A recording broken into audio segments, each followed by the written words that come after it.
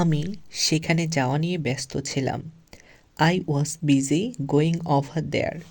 ধরুন আপনি কোনো একটা জায়গায় যাওয়া নিয়ে ব্যস্ত ছিলেন আর সেটাই বলতে চাচ্ছেন যে আমি সেখানে যাওয়া নিয়ে ব্যস্ত ছিলাম। তো এমন বাক্যকে ইংরেজিতে বলবো I was busy going over there. I was busy going over there. আমি একটি বড় প্রজেক্ট নিয়ে কাজ করছি। I'm working on a big project.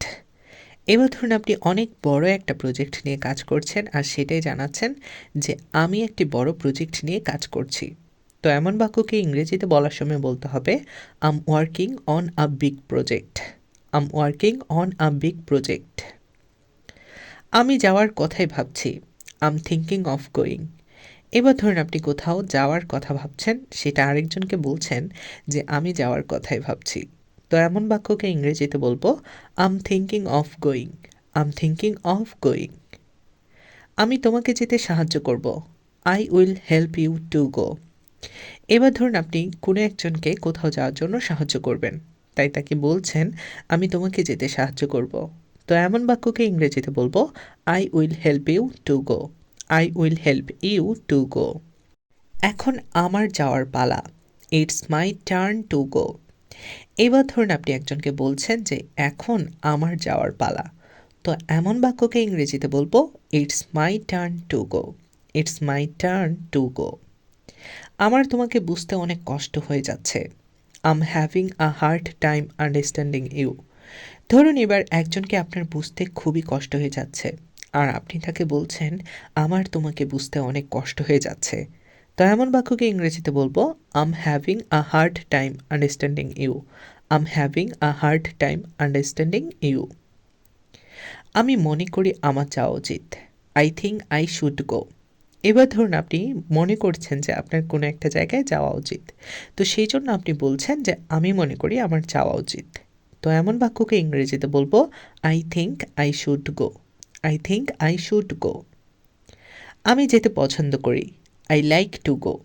এবার আপনার খুবই একটি পছন্দের কাজ হচ্ছে যাওয়া, তো সেই জন্য আপনি বলছেন যে আমি যেতে পছন্দ করি। তো আমি যেতে পছন্দ করি এমন বাক্যকে ইংরেজিতে বলবো I like to go. I like to go.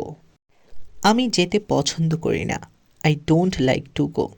এবার আপনি বলছেন যে আমার আসলে যেতে একদমই ভালো লাগে না, আমি যেতে পছন্দ করি না। তো আমি যেতে পছন্দ করি না এমন বাক্যকে ইংরেজিতে বলবো I don't like to go. I don't like to go. বিশ্বাস করো বা না করো আমি একজন সৎ মানুষ।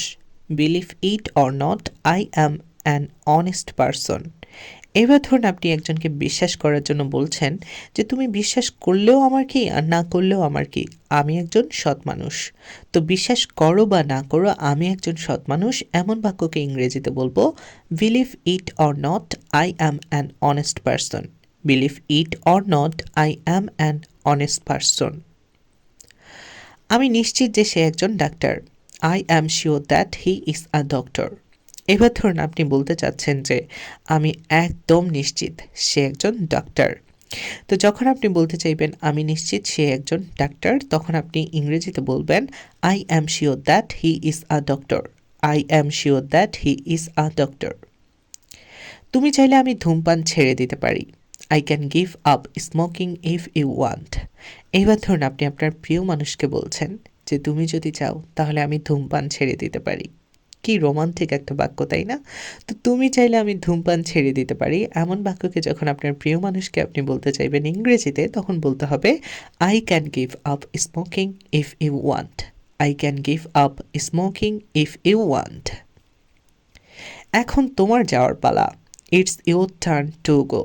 এবার ধরুন আপনি একজনকে বলছেন যে এতক্ষণ তো আমরা গেলাম, এবার তোমার যাওয়ার পালা। তো এখন তোমার যাওয়ার পালা এমন বাক্যকে ইংরেজিতে বলবো it's your turn to go. It's your turn to go. সে অবশ্যই যেতে সক্ষম হবে। He must be able to go. এবার ধরুন আপনি বলতে চাচ্ছেন যে সে কেন যাবে না, সে অবশ্যই যেতে সক্ষম হবে। তো এমন বাক্যকে ইংরেজিতে বলতে হবে he must be able to go. He must be able to go. তুমি কি টিভি দেখায় মগ্ন? Are you into watching television? এবার ধরুন আপনার কাছের কেউ একজন যে কিনা টিভি দেখায় একদমই মগ্ন হয়ে আছে, তাই আপনি তাকে বলছেন, তুমি কি টিভি দেখায় মগ্ন? তো এমন বাক্যকে ইংরেজিতে বলবো, are you into watching television? Are you into watching television? আমি যতটুকু জানি সে একজন ভালো মানুষ।